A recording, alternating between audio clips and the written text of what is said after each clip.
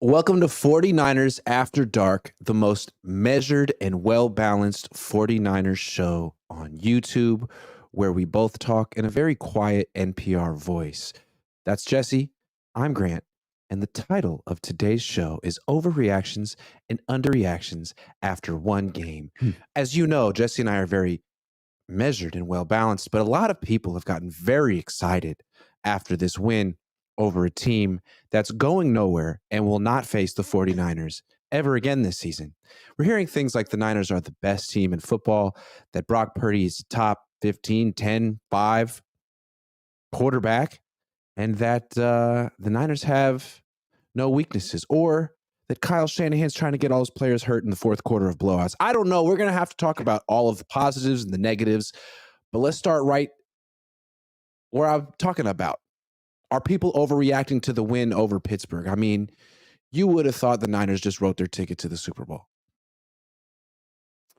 Yeah, I mean, I think there is some overreaction, but I also think that there's apropos reaction. And here's what I mean by that.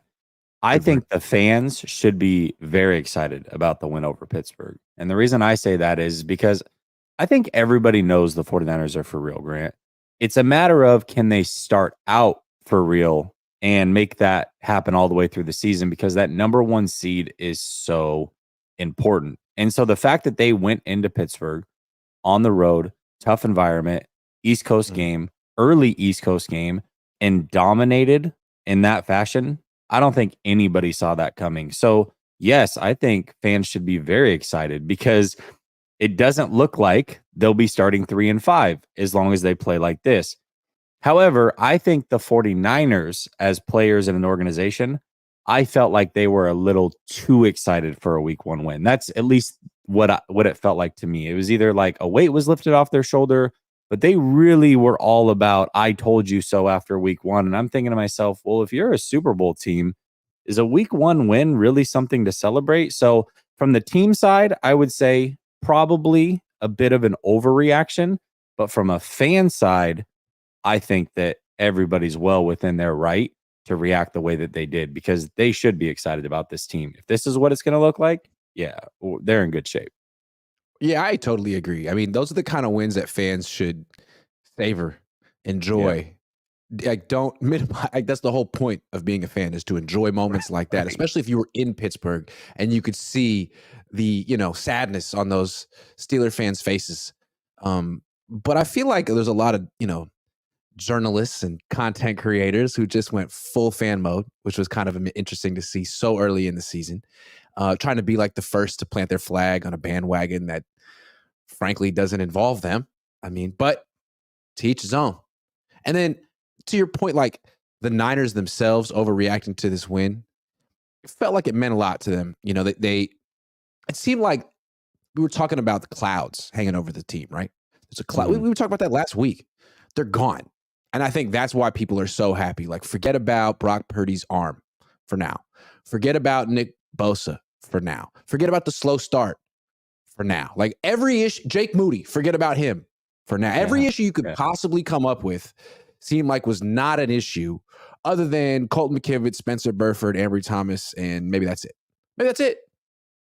Yeah, and that's exactly where I'm at, because to me, most of the questions were answered about this team for now. Obviously, it's a week-to-week game. We'll see how it goes week to week. But right now, an AFC team that's going nowhere and will not face the Niners again. I just want to run that point. Well, I will say this: Pittsburgh, to me, I picked the 49ers to win, but I did expect it to be close, and I also did not pick Pittsburgh to go to the playoffs. That being said, I did fully expect a Mike Tomlin team playing at home to play very well and be competitive. And the fact that it was not competitive, really pillar to post, that is an impressive win. I don't care what the Steelers record ends up being.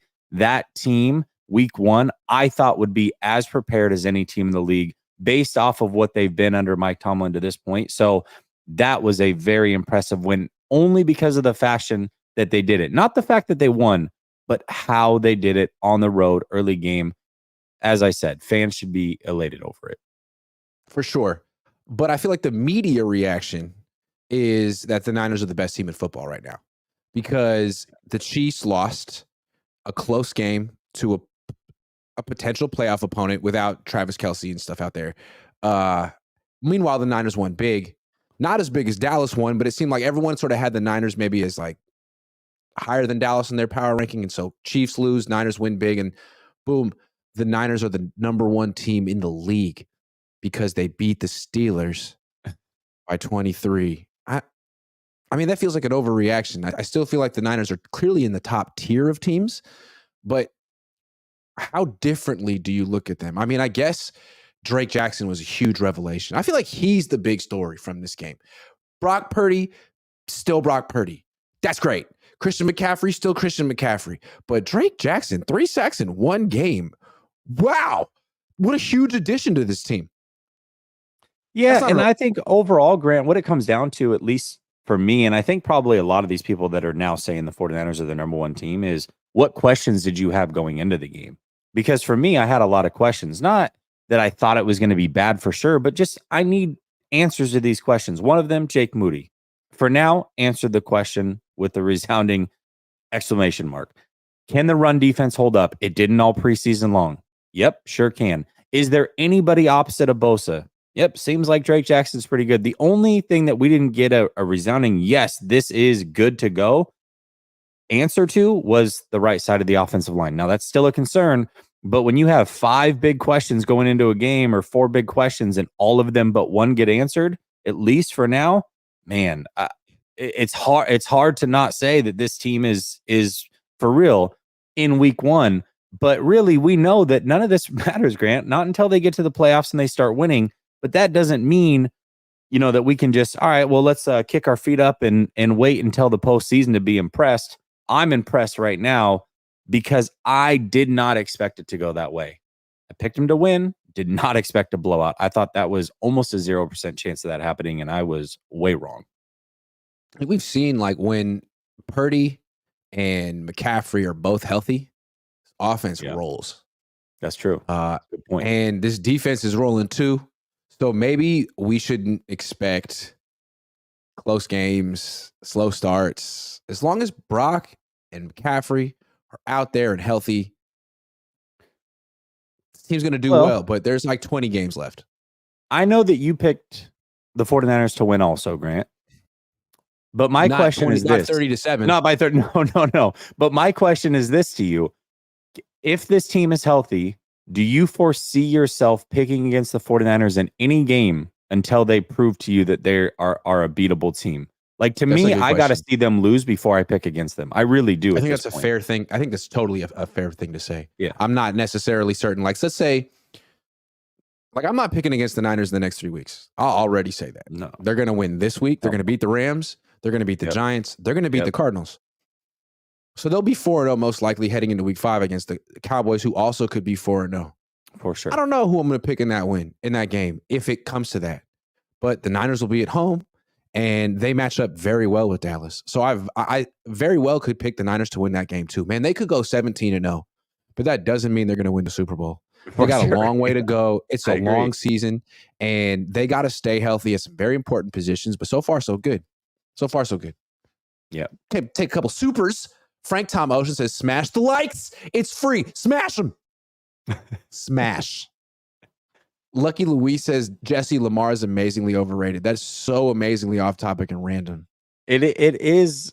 Oh, but here's what I will say. Because your son's a fan? Like, he's a child. I don't know if the 49ers doing what they did in week 1 is necessarily an overreaction, but I think week 1 as a whole is a massive overreaction week. You're hearing things like Burrow's no good, Allen's no good. Like, come on. Like, it's 1 week of football. How many times are you going to fall for 1 week of football? Burrow started off awful last year. There's a lot of good players that are being called overrated or trash based off of 1 game. It's unbelievable. Yeah, that's another one. Like, we're talking about overreactions. I put out a tweet on Monday night after Josh Allen lost the game. Yeah. Who's a better quarterback, Brock Purdy or Josh Allen? Brock Purdy won 65-35. Okay. Like, come on, guys. Are you serious? All right. You know what else I Josh saw? Allen turns the ball over a lot. You know who else turned the ball over a lot when I was a kid who's a lot like Josh Allen? Brett Who's Favre. that? Oh, Brett Favre did a ton. Yeah. Is that not a really good comparison for Josh Allen? Like, Brett Favre, I mean, in 1999, hold on. In 98, he threw 23 picks. In 99, he threw 23 picks. In 2005, he threw 29 picks. I don't know. I still would take Brett Favre. I still would take Josh Allen. People used to compare Patrick Mahomes to Josh Allen, but Patrick Mahomes to Brett Favre, but he's way better than Brett Favre. Yeah, but I heard people saying that, Patrick Mahomes is nothing without Kelsey, but there's zero weapon. If Kelsey's not on that team has zero weapons. It's not like you have an abundance of weapons that San Francisco has, or even, let's remove San Francisco. It's not like you have an abundance of weapons like, let's say, the Chargers have, and you're removing one weapon from that, and you're like, oh, see, he sucks without that one weapon. They have no receivers in Kansas City. Their running game is not very good, and you took away the only thing that Patrick Mahomes legitimately has. If those players would have just caught basic passes like an NFL player should, they still would have won that game without Kelsey and without Chris Jones. But, he's not good without Kelsey is the narrative this week. Okay. Yeah. Oh. The one Reels at Getsu says, do you think the trend of opponents losing to the Niners the week after they play the Niners will continue? Yeah. Yeah, I'd bet against the Steelers this week. They suck. Who they're playing Cleveland too, I think. Yeah, I think so. That's a possibility. Bass Spokane Niner fan says, did Kyle play it slow after we were up? Could the score have been a 50 burger had Kyle kept the gas to the floor, making the win more impressive? Thoughts? Yeah, I think so. But who cares? In the first half? Get out of there healthy. That was the real win this week. Pissed off brother Bob says, Nails, I'm concerned if the guy I sent you today plays. Oh, he's talking about Sam Darnold. Oh, good times. Chad New says, they did a great job in the first half, that is, with most of the starting players in the game. For the second half, it should have been a bigger blowout. Still a great team, but unproven still. Okay. All Niners says, is there any concern with Trey having our playbook? No, they know. I mean, they have Dan Quinn. No. They know the playbook. Yeah, Dan Quinn has the playbook. Good call. Yeah. The Gold Rush 561 says, in your opinion, is Brock Purdy a top 15 quarterback if you put him on any team in the league? No. Hold on. Is he a top 15 quarterback on any team in the league? Like forever? Am I taking him top 15 out of all the quarterbacks? Probably not. But we're going to talk about power rankings later, and that might be a different story. So I'll save it. Lucky Luis says, against the Rams, the Niners are favored by 8, most in the NFL. That's a lot to cover for any NFL team. That's a lot to cover. Yeah. Did you see they're wearing their home red jerseys, though, in SoFi? Really? How'd they pull that off? Are the Rams going to wear blue or white? But I don't know. I would imagine white, I guess. Maybe. I don't know. But that's pretty funny. All right. Let's talk quarterback power rankings, courtesy of the 33rd team and Derek Klassen, who I've been following on Twitter forever. Here are his rankings, 1 to 32. As you see, Brock Purdy, number 23, a conservative ranking. Niner fans would put him number 2 or 3, maybe number 1, but Derek Klassen of 33rd, the 33rd team has him at 23 after Justin Fields and Garoppolo and Pickett. Man, I've got to even I'm not that big of a hater. Niner fans, why don't you get mad at this guy? Yeah, they probably will now. They should. Here's the way that I look at power rankings, Grant. Power rankings to me are who played the best, essentially, especially week 1. We have one game this season. So who played the best in that one game? That's what a power ranking is. That does not mean that this is the best player. So keeping guys like like Allen up there who did not have a good game, Burrow who threw for 82 yards. I mean, yeah, they're better players, and of course I would take them to build my franchise, but in a power ranking, to not have Purdy in the top 10, I think is a little crazy based off of how a lot of these other quarterbacks played. I mean, I can put him, should he not be above Fields? I mean, I think he should. Garoppolo, Pickett, not Love. Love played great. Definitely Daniel Jones, like I could make a case for a lot of these guys in front of him. Tua obviously played phenomenal, and Stafford played well. So I think in a power ranking situation, after just 1 week, Purdy would be top 10 in the power rankings. I don't see how you can't. Like, Well, I this wouldn't isn't make a who's power the ranking based best. off of. I think it is. I think it is who's the best. I wouldn't make a power ranking based off of 1 week, but maybe he is. I wouldn't. I think it's fair to take the totality of their careers. And if you're going to do that, I don't see how you just put a guy with 9 starts in the top 10. I think it's fair to I agree say with so that. far so good. Putting him ahead of Deshaun Watson is a little strange. Putting him, I mean, wow. But below Fields, I think I could put Purdy ahead of Fields. I could put Purdy ahead of Garoppolo and Pickett. Love had a great week 1, too. I could put him ahead of Love since Love has 2 career starts. But then after that, Carr, Daniel Jones, Goff, Mac Jones, Russell Wilson, Ryan Tannehill, Tua, Cousins. These are all guys with long track records. And it's hard for Purdy to crack that until he could do it by the end of the season. But I think that's going to be something that he slowly does. And I think it's important not to get ahead of yourselves with quarterbacks early in their careers. We learned that from Jimmy. We learned that from Colin. I You know what I mean? agree wholeheartedly. Important. This is Yeah. like who you're taking to start your franchise. That's what this list is for sure. But also, I think then you Let's see say it. that's what this list is. Is this list fair if you're just like straight up like what's the word? Just a draft where everyone's available and they're all getting paid the same exact amount. Where does Purdy really get taken? I'm looking at it. I would take him above Garoppolo for sure. Like for sure. Garoppolo, Pickett. I mean, Fields has all the talent in the world, but he's got to show me that he can get rid of the ball on time. Would you take him he's above year Love? 3. That one's a toss up to me. It's 2 small sample sizes, so that's a toss up. I'm taking him above Mac Jones. I'm right now. I'm taking him above Tannehill. I'm probably taking him above Russell Wilson right now. Just simply right now. Russell Wilson's not a good quarterback. He's so much younger, so that's fair. That's fair. Yeah. That's fair. And that's, I mean, that's probably the list. I think, I mean, people crap on Goff, but I mean, I think Goff's pretty damn good. So I'd probably do that. So, I think you can make a case for Purdy to be realistically in this moment of guys you would take.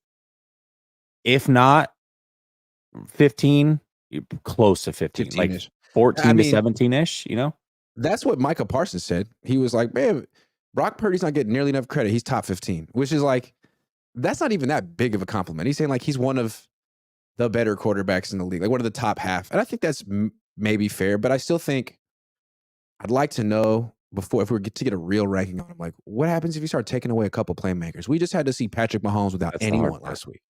Yeah. Without anyone. Like Kadarius Toney couldn't catch anything. And now people are looking at Patrick Mahomes a little differently. Like, come on. Are you kidding? Coming off of his second Super Bowl victory. Yeah. So no, I agree with that. It's I just look at quarterback power rankings as like a week to week type thing. I mean, otherwise, like for me, for team how after one they are. Yeah, I mean, because the way that I see it is after one game, how do you move anybody up your list or down your list? If you have a list and you're like, this is my quarterbacks, and then you're drastically changing it after 1 week, I'm like, how much conviction did you have? Or like Lynch would say, how convicted are you? I don't know that you're very convicted. That's a good point. Pissed off brother Bob says, Iglet, does Larry Krueger constantly say Purdy to you at practice? No. Nathan Flores says Geno Smith at 10. LOL. Man, Geno Smith folded big time in this last game. He looked awful. He did. Yeah, he did. But we'll say it's one game. Bad. I'm not overreacting to anything. We did overreactions.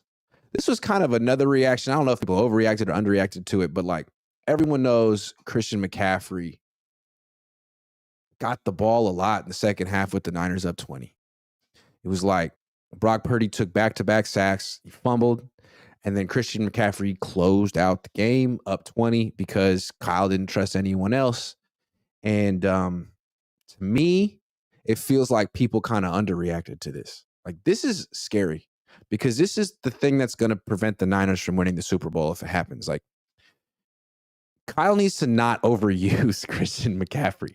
He needs to make sure that Christian McCaffrey is fresh and healthy for the playoffs. They're going to have to win either they're going to have to play either 20 or 21 games.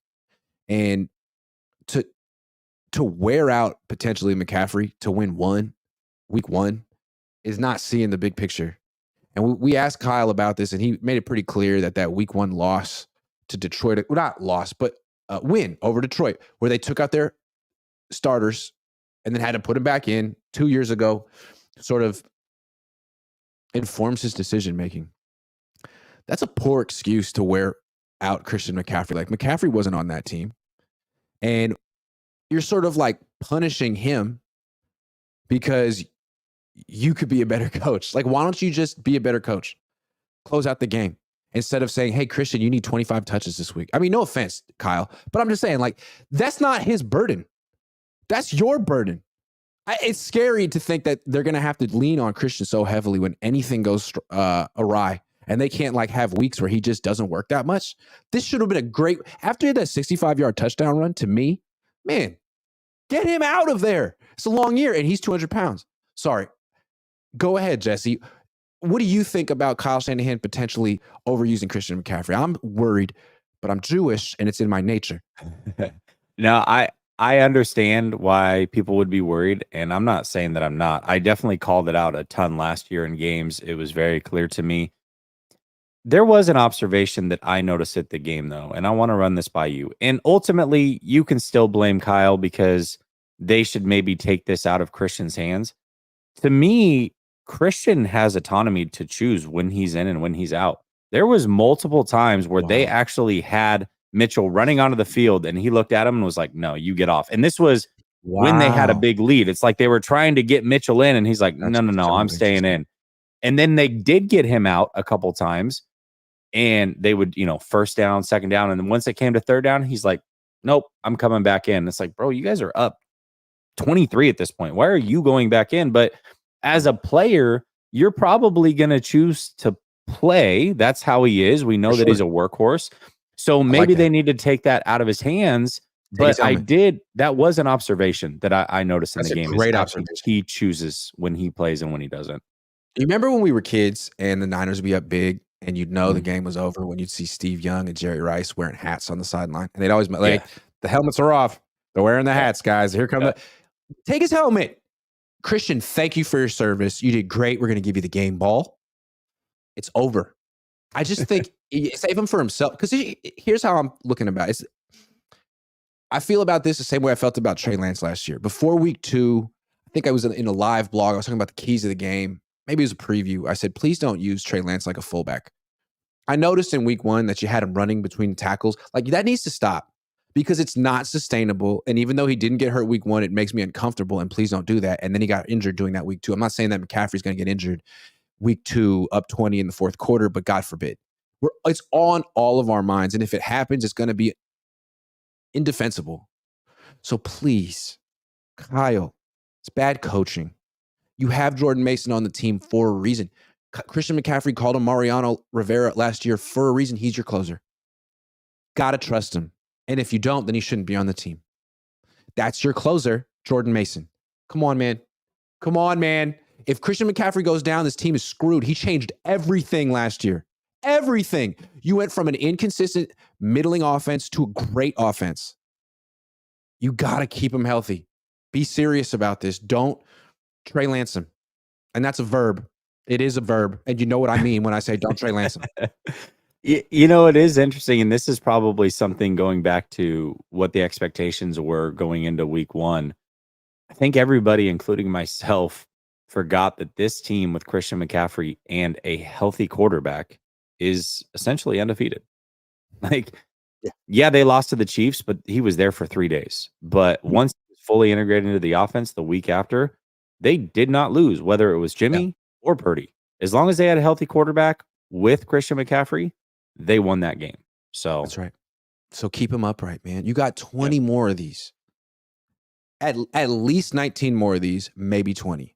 You can't do 25 touches? 25. Yeah, that's too much.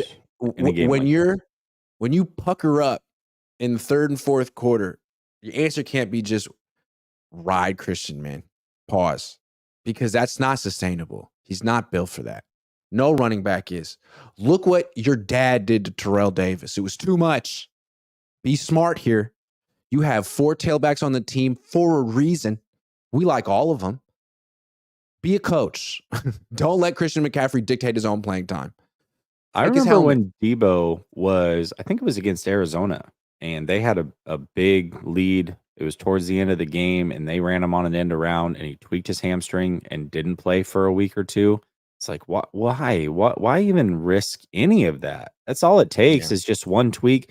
I mean, Brett Favre literally, his season and maybe his career is done after 4 snaps. All it takes is one. It just takes one. Now, I get it. MetLife, the turf's awful there. That's a whole different thing. But it just takes one play, man. It's not worth it. Please, Kyle. Be prudent, be smart. You don't need to do that. It just seems like you're a great coach, right? You're a genius. And when things get a little bit hairy, your plan is, hey, let's give McCaffrey 9 touches. Like, stop. You're better than that. I think you're better than that. That game was not ever hairy, though. That's the thing. It wasn't. There was never. After that 65-yard touchdown run, it was over. They didn't need to do any of that. Dustin the Gale says, do you think cornerbacks are watching Duck Dynasty to game plan against the Niners? That is not nice. But what I will say is that in that side of the country, Pittsburgh, it's kind of close to West Virginia. There is a very much a Duck Dynasty vibe going on there. Like people with they were. I gotta say, man, the Steeler fans were so awesome. I thought they were great. Before the game, they didn't even talk any trash. They were so impressed with how well 49ers fans travel, and they were very knowledgeable about their team. Hats off to the Pittsburgh Steeler fans. They're great. Larry Johnson says, yo, Grant, it's my cousin's birthday. Can you wish them a happy birthday? Their names are Kevin and Adriel. They're both brothers, and ironically, they share birthdays. Happy birthday, Kevin and Adriel. Ironically, it's your Are they not twins? birthday. They were born different years? That's kind of crazy. That's crazy. Ty Budd says, love you, Grant, but that is a dumbass take. CMC is being punished because of the Detroit game outcome. You just trolling out Jesse Sickham. No, maybe you don't understand what I mean. It's like you're justifying overusing Christian McCaffrey because you couldn't figure out how to close out a game against Detroit 2 years ago without Christian McCaffrey. Like, man, that's not the solution. There's got to be another solution to we almost blew a game against Detroit. Didn't George Kittle fumble an onside kick? Like, come on. Come on. One game 2 years ago is justification for overusing. No, that's not a good reason to overuse Christian McCaffrey, in my opinion. Ty Budd. Abu Marco 23 says, imagine if Ayuk had a quarterback like Cousins that force feeds 16 targets a game to him. This dude is always open. Always open. He's literally always open. 3 other running backs so we can use them after CMC gets hurt. Big brain theory. Pissed off brother Bob. Yeah, that's what I'm afraid of. Should the Niners acquire Lyle Collins, right tackle, formerly of Cincinnati? Been released? Yeah, he was. Yeah. And he is on the pup. He's still recovering from his ACL injury that he had about a year ago now. Man, talent-wise, I would say yes. But I don't think that I don't think he's a fit with the scheme. And B, I don't know that he's any good anymore. He's now coming off of another major injury. He was originally released from Dallas due to a hip injury. He signed a big contract with Cincy. They thought he was going to solve the problems. The little amount that he did play, he was a turnstile, and then he got injured. I just don't think that's the solution. I think a lot of people are like, yeah, go get him. Do it now. And I initially was like, yeah, let's kick the tires on him. I just don't think that's it. I don't think that is the answer at right tackle. Now, maybe you can overpay a Taylor Lewan and he can come in and play right tackle. I would at least venture down that path. It's unlikely, but maybe you can venture down that path over going after Lyle Collins. But I just don't think he has it anymore. I think he's sadly probably done. Yeah, I think if he had anything left, he would be on the Bengals right now. Yeah, they could use him. I'm pretty sure, right? Yeah, and if he had anything, or a team would have traded a 7th round pick for him, he wouldn't just be released. So that's the thing about trying to get a right tackle. It seems like maybe the hardest position. It's hard. Offensive tackle and quarterback, the 2 toughest positions to address mid-season. I think they're pretty much all in with Colton McKivitz. So, Well, What I do you was going to think? ask you about McKivitz as well, and everybody's piling on McKivitz, and somehow Burford is like just skating by with nobody really talking about him. He was just as bad, if not worse, in my Talk opinion, about it. Talk which about it. is worrisome. He gave up one less pressure. One less pressure. He didn't Mhm. have T.J. Watt lining up over him all game, and he had 2 penalties. He did not look good. And he still might. I'm not writing him off after one game, but I really was hoping that he would take that next step, much like Banks did. Unlike Banks, he was good enough and able to get on the field in year 1, which I think was very impressive in a Kyle Shanahan offense. Rookie offensive linemen often don't get on the field. Mhm. He was able to.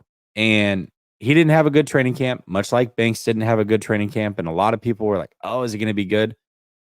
He was not good at all. He was awful, awful, just as bad, in my opinion, as McKivitz. That is not good.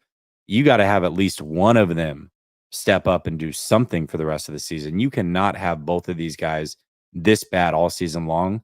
That will prevent them, I believe, from winning a Super Bowl. Yeah, I mean, if you think about it, the biggest concerns I have for the Niners, like we keep nitpicking Brock. Is he good enough? Is he not? I mean, he's pretty good. Like my questions that I have, I think the biggest questions that could hold the Niners back are the right side of the offensive line and Kyle. Because again, we just said as long as Brock and Christian are healthy together, the team hasn't lost yet. So far, it Mhm. works. But that right side of the offensive line could get Brock hurt like it already did. Kyle could get Christian McCaffrey hurt like he gets most of his running backs hurt. Sorry, Kyle. But those are my concerns. Kyle overusing his running backs and that offense, that right side not protecting the quarterback. It's a big deal. And it's not just Colton, it's Spencer Burford too. You're right. Yeah. So Everybody was looking at McKivitz, and I'm like, oh, Burford looks just as bad. This is not good at all. yeah, I mean, it's just McKivitz had a much tougher matchup. But Burford this week has Aaron Donald. So if the Niners don't have a great game plan, which they always do against the Rams, Yeah, they do. Burford will get exposed. Yeah. Matt says reports out say Collins has chronic hip issues. That's not good. Josh Weiss says Taylor Moton is just dangling out there. Taylor Moton. Yeah. Might not be a Taylor bad Moton. idea. I don't trust Might be the more one. coming off the bench. He might be the one. All right, tell the good people who watch our show what Eric Armstead said. Yeah, so he's got a post-game show that he's doing now, and he was talking about how he wasn't satisfied with his performance. He said that he put up a 0 in the stat sheet, and he expects more from himself. And I know that this is something that's been a big topic around You love here. to hear it. Yeah, you do. You absolutely do love to hear it. But I want to say, Eric Armstead, for as much as he's getting paid, maybe overpaid at this point. And I think that might be fair based off of the quote unquote production that you're getting. He didn't he had 0 sacks last year in the regular season. Mhm. But to me, when I watched that game, I don't think this is a game that he needs to say that in, because I watched Eric Armstead dominate that game. I think there's a reason that Drake Jackson had 3 sacks, and I think Eric Mhm. Armstead is a big reason for that. He moved the center of that pocket repeatedly and pushed Pickett out onto the edges and allowed those other guys to go make plays. I mean, play in and play out. I think stats aside, he was probably their best defensive lineman on Sunday. That's my opinion of what I saw from Eric Armstead. So statistically, it didn't show up. And that's not always the case with Eric. I definitely think there are weeks where you almost don't recognize him. And after a week like that, I would say, yeah, that's fair to say. But I don't, if he looks this good all season, Grant, and puts up 0 quote unquote numbers, he looked really good to me on Sunday. That's just my personal opinion. He looked like he always looks at his best, which is excellent against the run and excellent at creating pressure. Beyond that, I mean, finishing plays, lighten up the stat sheet. It's not really what he's ever been. Like he's almost Mhm. 30 years old. This is him. He has a huge impact on the game that isn't reflected in the stat sheet, but they still picked him over Buckner, who has a huge impact on the game that is reflected in the stat sheet. Like week 1, he had a sack and 4 tackles and a tackle for loss and 2 quarterback hits and a forced fumble and a fumble recovery and a touchdown. Like, I love Eric Armstead. Great player. But Buckner's still better. and still Oh, younger. But that's you know what? Who cares? yes. That's that's a topic from a million years ago. But when he says he needs to do better, he knows he knows what Buckner did. And you're getting paid a lot Yeah. of money. He's not just getting paid. He's getting paid. What's his cap number this year? Like 20 something. Like Well, it'd I be think nice they for him to get a restructured sack him. eventually. They Okay, you're restructured right. him, and his cap number's like 11, but that means that That's they true. can't really cut him next year. They have to hang Right. on to him. So it's, I don't know. It is what it is. But I think, to me, there are certain players that impact games. And I'm not saying this is him week in and week out. We'll find out throughout the season what his impact is on this game. But there are certain players that aren't talked about that have major impacts because they don't show up in stat sheets. And often it happens when let's say, you're playing another team and you're talking to their fan base. They're like, well, these are your players. And you're like, well, actually, Eric Armstead is a player I'd watch out for. They're like, oh, his numbers are terrible. Okay, well, wait until Sunday. You'll see that he's very good. And that's the way that I see or saw Eric Armstead this Sunday. He was a major, major difference maker. And to me, like I said, if this is the production we're going to get, even if it's not showing up in the stat sheet, I would be fine with this every week. The question is can you get this every week? Because I do think there are times where he does fade away and he is almost non-existent, and that can't happen for a guy that gets paid the money that he's getting. Here's why I think he's so effective, though. When he's at his best, you put him up on the left side of the defense, which is the right side of the offense. Yep. And even though he's not really hitting the quarterback that much, although he does sometimes, he gets so much pressure right in the quarterback's face, right where he's trying to throw the ball with his right arm. He's 6'8". He's right in his lap. It's tough. That's not Hard who to you throw want to over be that, throwing around or over. Like, yeah. like he's just like watching Matthew Stafford last week against Seattle. He's great. He's so good. But I was watching him like, how much pressure did he get in his face in this game? And how often was he able to step up in the pocket? No pressure in his face, could step up in the pocket all day. If you let Matthew Stafford do that, he's going to look like Patrick Mahomes. But he can't do that against the Niners because Armstead and Hargrave are going to be in his freaking grill all day. And he's going to be throwing off his back foot, trying to roll left, trying to roll right. And he's going to be rolling into Jackson and Bosa. I mean, the Rams might beat the Niners, I guess. But I'd be much more. I'm expecting Matthew Stafford to get sacked 5 or 6 times and not play that well because of Armstead and Hargrave.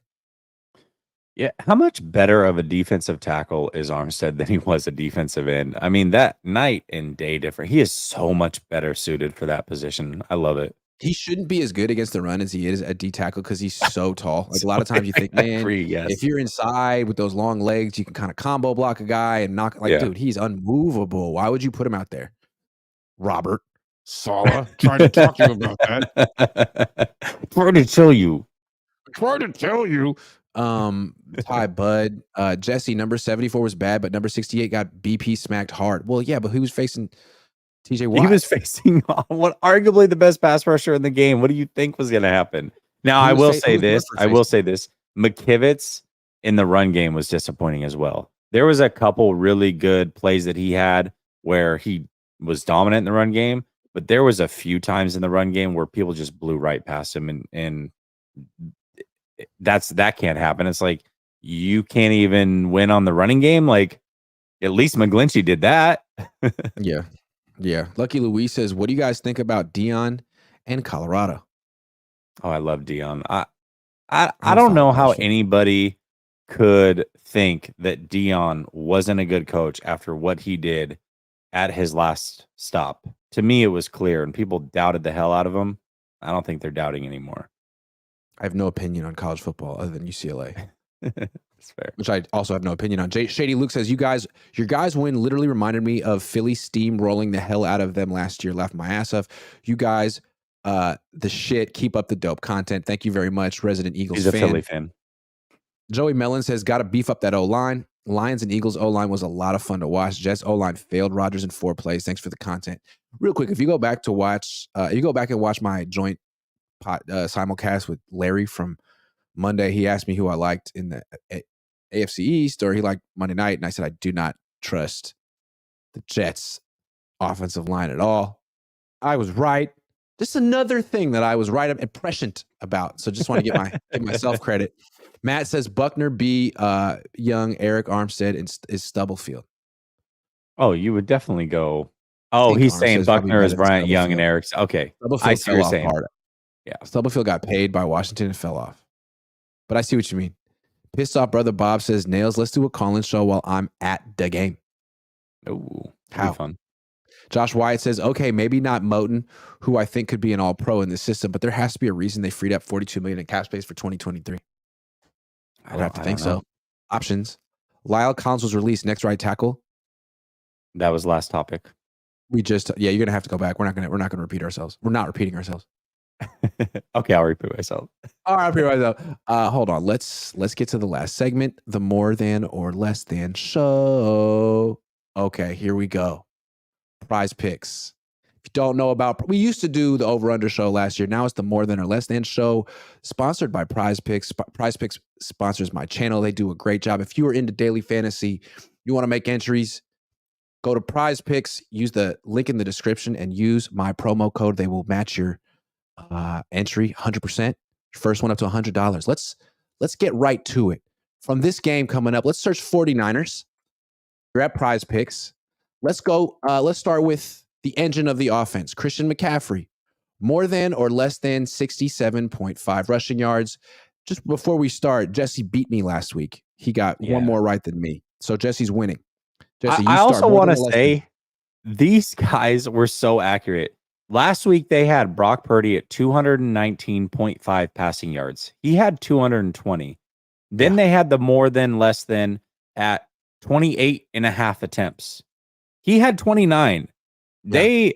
Wow. I mean, how much more accurate could you be? It's crazy. Before the game. It's crazy. Yeah, they definitely did. Okay.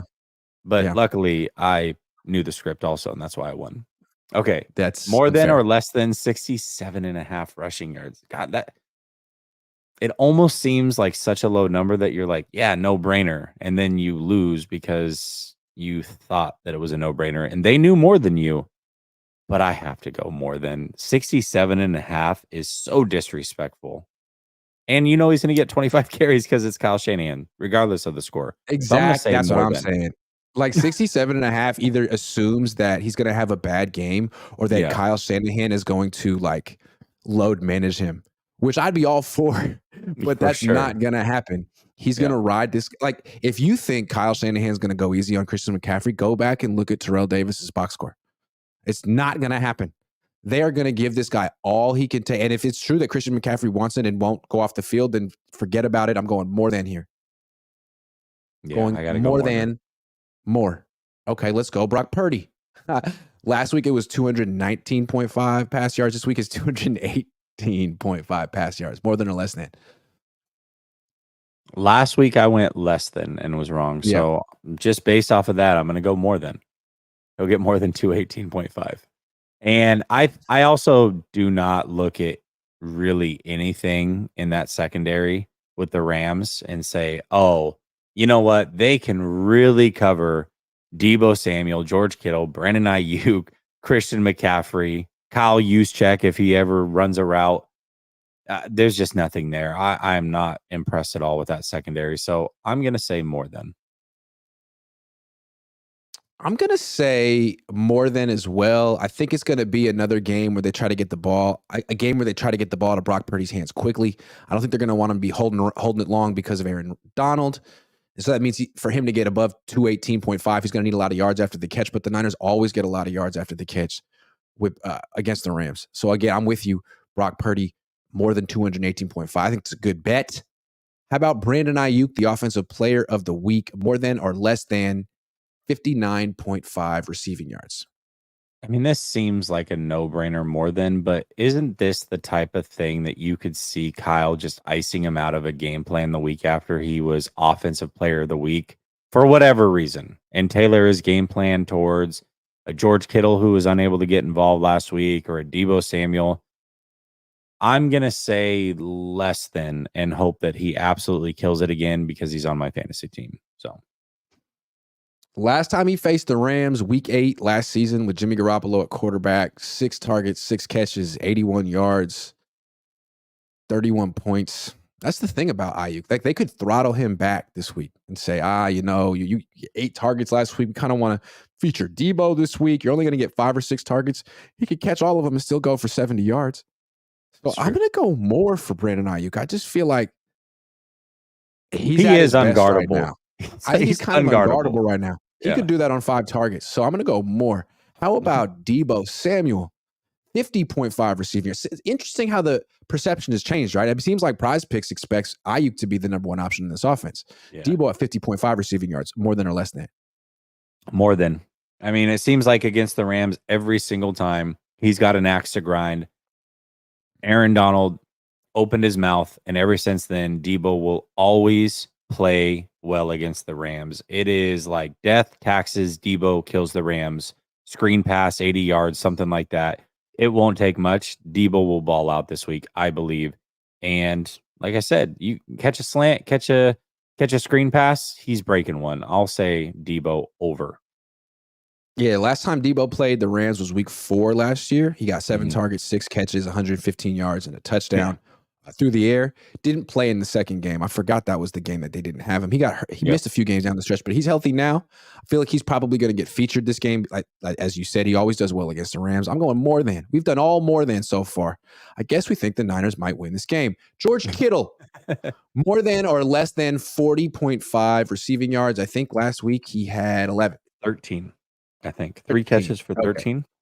Yeah. Okay. Right.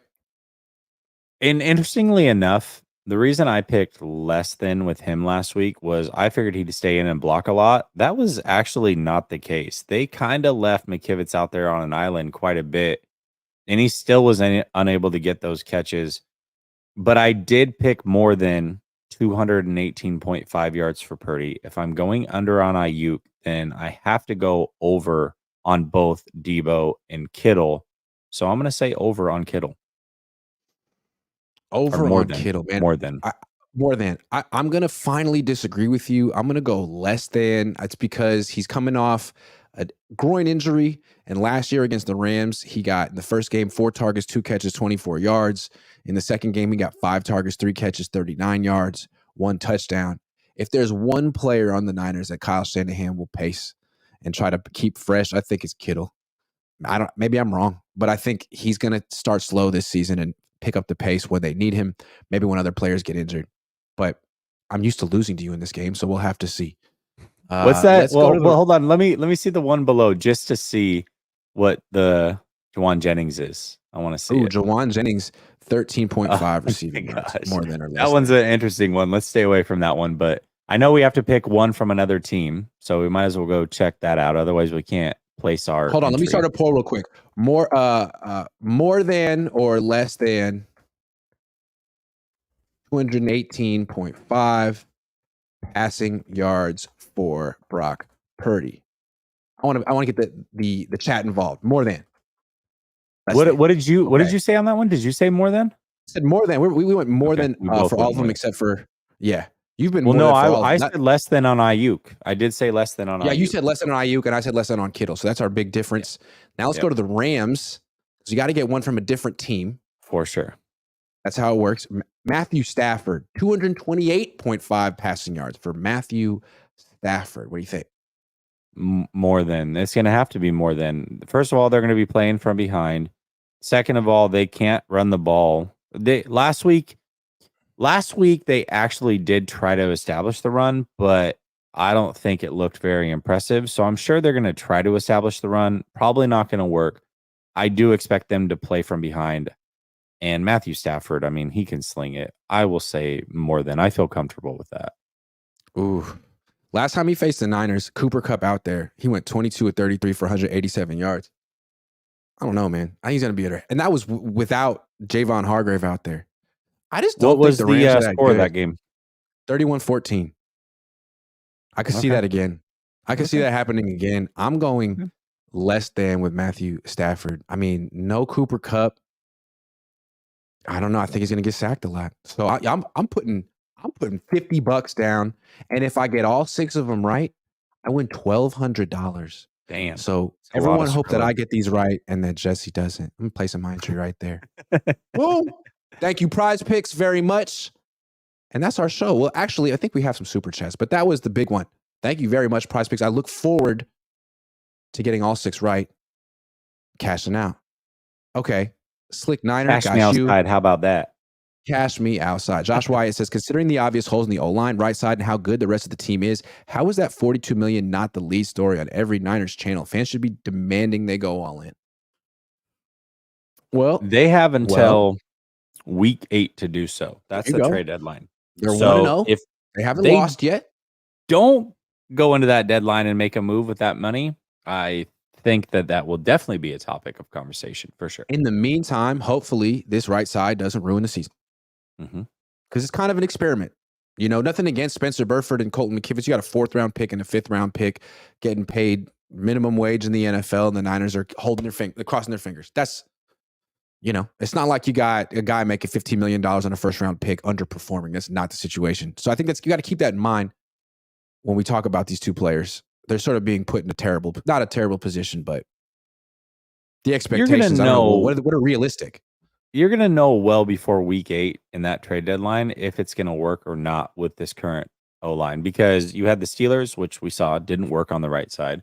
You have Dallas, you have the Giants, you have Cleveland, and I think that might be it. But you have some good pass rushing teams coming to town that you're going to have to kind of prove it against. So we'll know before week 8, and hopefully they know as well, and they make a move if need be. If they find a way to add a serious right tackle to this team, it's on. I mean, what's the weakness? Yeah, it's so on, as they would say. That's the show. Thanks for watching. You got a thing coming up in 20 minutes?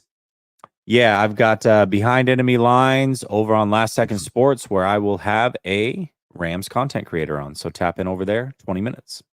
Yeah, definitely do that. I have dinner coming up, so leave me alone. Thank you go hang out with Jesse. There you go. Tell him how much you love him. Subscribe, like his stuff. Subscribe and like my stuff too. Please. I'll be back tomorrow with the coach, and then I'll go down to Santa Clara, talk to the athletes, the heroes. Can't wait to see him. It's going to be phenomenal. Then I go down to the LA on Friday, going down a little early. At least it's a shorter trip. Yeah, gonna rent a car so I can actually move around LA. Although moving around LA is so fun. It's great. Yeah, great. It's easy. Good time. Such a good time. All right, everyone. Thanks for watching. Go watch Jesse.